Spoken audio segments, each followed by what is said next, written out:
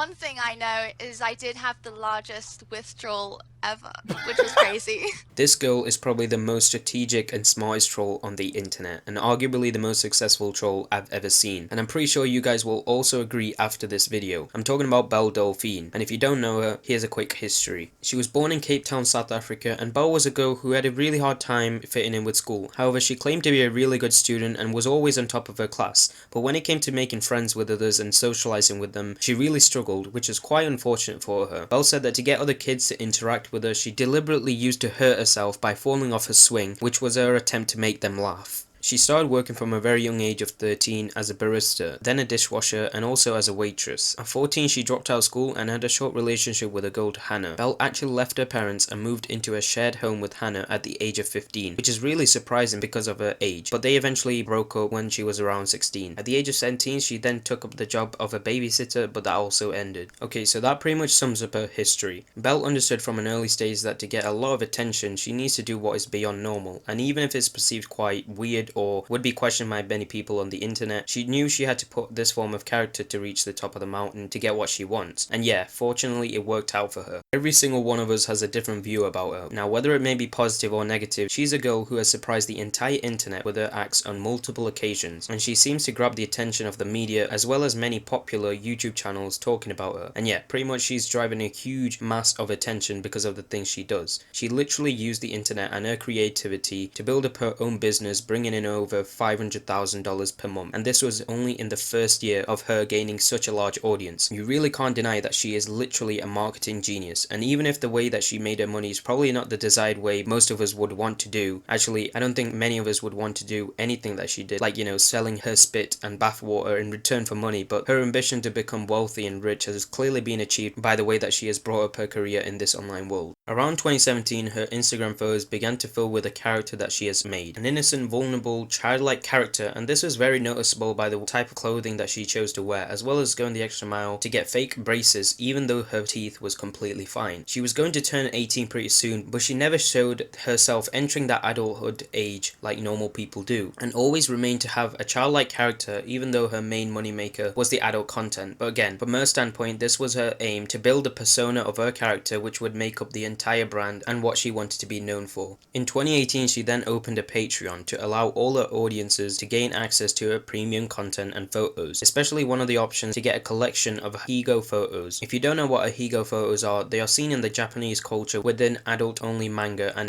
and it's used to denote a woman who's feeling extreme pleasure. Within literally 6 months, she had well over 1,000 Patreons, and if you consider the lowest subscription at the time, which was around $6.70, this meant that she was already making around $7,000 a month. But this was not it. Because of this, she started getting more attention because of her provocative pictures, and quickly many other YouTubers started donating large sums of money for the memes and for their views. By summer 2019, she has over 4 million followers on Instagram and suddenly made a huge statement that if her post reaches 1 million likes, she will take it to the next level and would release a account and start posting videos. Obviously, the post reached 1 million with even themselves commenting on the post. She actually kept this promise and published videos, but none of them were actually what people thought, and instead she could have even posted these on YouTube if she wanted to. This again was probably one of her tactics to again grab the attention of a lot of people and to make sure that she stays relevant at all times. Later, her Instagram account actually got banned and a lot of people thought this was the end of her, but this actually didn't stop her at all. She used this new momentum to forward her attention to Twitter and announced that she is now selling bathwater, which sold out within under 8 hours, which is so mind-blowing to me because I don't know what type of people would actually are willing to spend $30 on one of these bathtubs. This obviously got even more attention for her, with even some of the most popular YouTubers actually buying the bathwater to experiment with it. She even gave Ethan from the H3 podcast a mystery box, and obviously this got her even more attention and awareness to her bathwater business and to her personal brand as a whole. This girl clearly likes attention and she used this strategically to get her fame and money, but she actually mentioned that she would eventually leave this phase of life and wants to have a stable and financial free family and be a normal caring mother for her kids. Everything she does is almost a performance, and many have thought that she made up this character and took advantage of her looks to amass such money, and yeah, it's clearly worked out for her, because as of right now she is making